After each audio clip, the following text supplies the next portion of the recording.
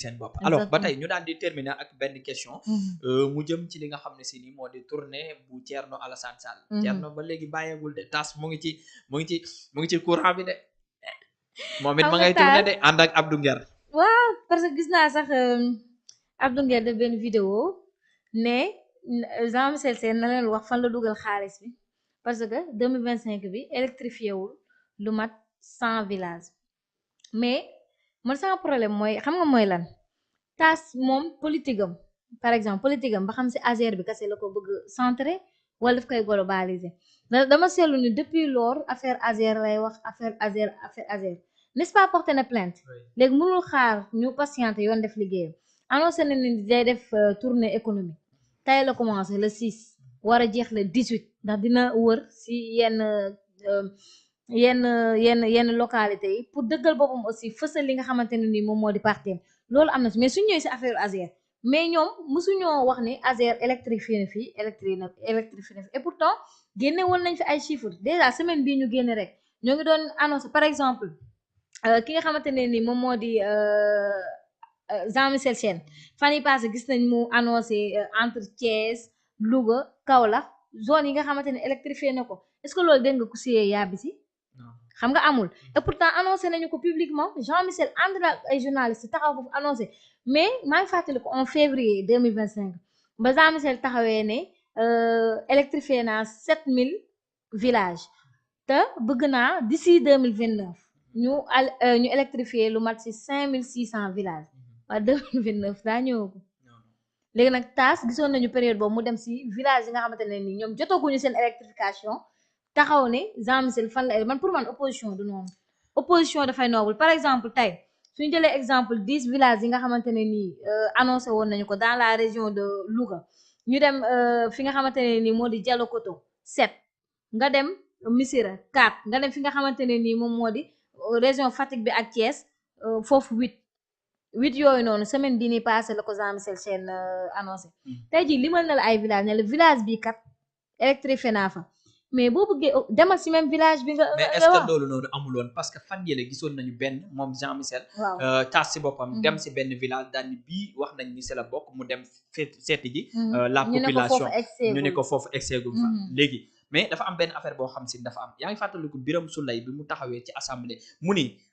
durant 2 ans yi nga xam ne si ni 1 an et quelques yi nga xam ne si ni moom la fi régime bi defagum. Jean-Michel électrifié na lu ëpp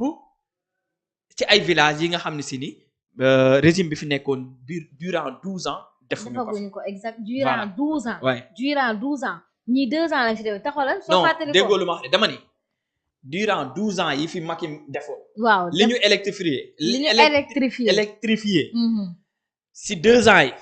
Jean-Michel Sène dépassé na leen. waaw parce que Jean-Michel Sène annoncé woon na moom laa lay wax en février 2025. ne électrifié na lu toll si 7000 villages. mu ne te bëgg na am na 5600 villages yoo xam moo ngi en cours d'électrification ñoom ñoo ngi siy dox. problème bi nag mooy. qu'est-ce qui se passe réellement taas lan la nekk di dénoncer mooy marché bi. waaw dafa am benn 37 milliards. marché d'électrification bi nga xamante ne AOPO Sénégal moo ko AOPO Sénégal ak Espagne def ko. léegi. moom ci loolu nee na dafa am lenn lu fa leerul loo xam ne si ni mu ngi fa.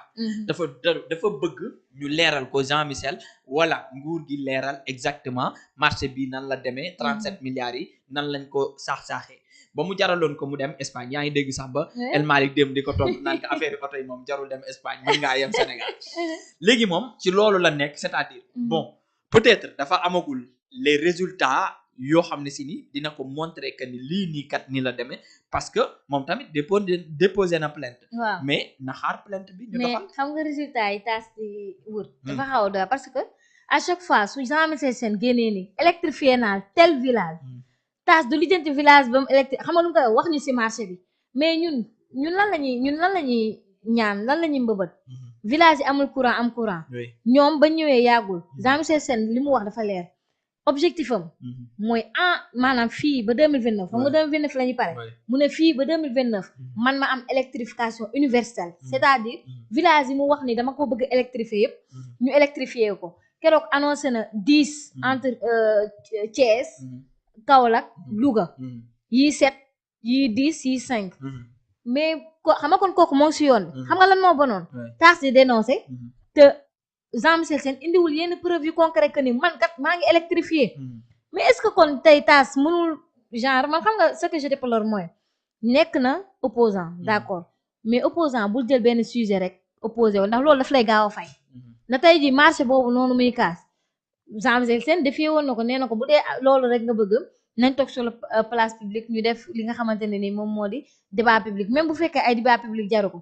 dem na fi nga xamante ne ni moom moo di police porte na plainte léegi nañu xaar suñu woowee Jean-Michel Sène ñu xool fa affaire bi mujjee mais tamit d'une part est-ce que duñ ko mën a nangul ci le fait que moom comme dafa nekk ci benn affaire boo xam si ni dafa gis ni yaa quelque chose boo xam si ni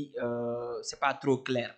mu ngi ciy démarché et tout nañ ko leeralal man xam nga loolu laa mënut a nangu débat public bi xam nga lu tax man mënuma nangu débat public y a des choses yoo xam ne si ni débat public du ko leeral pourquoi parce que tey jaara su fekkee dama la jiiñ dara nga ni nañ toog ñu waxtaane ko yow da ngay wut sa ay argument yu solide ñëw teg man aussi ma wut sama ay argument yu solide ñëw teg yow soo jàppee fi nga jàpp man ma jàpp fi ma jàpp est-ce que nan lay leer léegi nag yoon moo war a def liggéey comme nag taas si boppam déposé na plainte na toog xaar mais li ma si jaaxal mooy moom n'est-ce pas auditionné woon nañ ko moom taas si boppam mais jusqu'à maintenant bon na toog xaar affaire yi parce que les dossiers judiciaires actuellement dafa bëri waaye d'accord les dossiers judiciaires dafa bëri yàgg-yàgg xam nañ ni dinañ déglu ki nga xamante moo di Jean-Michel Sène mais Jean-Michel Sène taxul mu toog boobu ba léegi moo ngi nekk di wàcc sur le terrain di lijjanti nan lay def ba électrifier maanaam nan lay def ba prouver d'ici 2029 et pour moi c'est ça l'essentiel déjà marché yi nii yëpp ñu di am nii ñun si nguur gi dañu xamee tel marché nii lay demee tel marché nii lay demee loolu c'est vrai ou pas nguur yi fi weesu yëpp ñun daanuñu am les informations daanuñu rendre dara public mais tey suñu demee ba ñii lu waay def pas bu waay teg mu ngi koy rendre public loolu mais nañ si dalal suñu xel xool ba xam ne ñoom 2029 ba xam dinañ atteindre seen objectif comme Jean-Michel lu mu wax ne d'ici 2029 ñoo ngi en 2026 lañuy soogaay dugg d'ici 2029 sama mbëbët mooy ma rendre village yëpp universel ce qui veut dire que moom Jean-Michel Sène xam na ni sax am na ay villages yoo xamante ne soxla nañ électrification amaguñu ko donc lépp mënul ñëw sotti man li may wax mooy tas si logique am la nekk mais est-ce que mënul genre essayer comme li exemple bi mu jël def tournée économique xamal parti yoom ñeneen ñi boobu d'accord naa mais nga bëgg jël benn marché rek AOPO Sénégal AOPO Espagne rek bëgg ko opposé woo bis bu ñu saafaraa loolu nga fay mais déet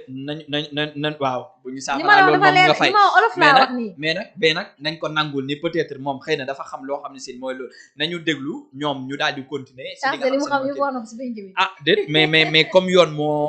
yelloo leeral nanu xaar moom tamit na xaar yoon mu def liggéeyam ci dossier boobu parce que comme moom nee na dafa am 37 milliards yoo xam ne si ni leerul nañu ñëw leeral ko parce que tamit quoi qu'on puisse dire lépp alalu Sénégal lu ci mën a am daal mooy lu jëm ci wàllum mbirum Thierno Alassane Sall ak ki nga xam ne si ni moom mooy voilà Jean-Michel Sène li ñu war a jàpp mooy si janvier 2025 bi chiffre yi nga xamante ne génn na Azer électrifié na 19 villages nga dem fële Sédhiou Kolda ak Ziguinchor si 33 localités yoo xamante ne nii Azer électrifié na ko waaye tamit nga dem fi nga xamante moo di Fatick ak Thiès 8 villages yoo xamante ne ni moom tamit électrifié na ko nga dem Tambacounda 7 villages nga dem Louga 10 villages mais xam nga kon kooku moo ngi bëgg teg ay progrès pour atteindre objectifam d'ici 2029 loolu aussi c'est à saluer moo gën ñu nekk tout le temps marché bi kan la marché bi du kan nañu xool ba xam moom Jean-Michel Sène ba xam moo ngi prouver sur le terrain c'est ça l'essentiel pour moi ok alors ba tey ci kii nga xam ne si ni moo di Thierno Alassane Sall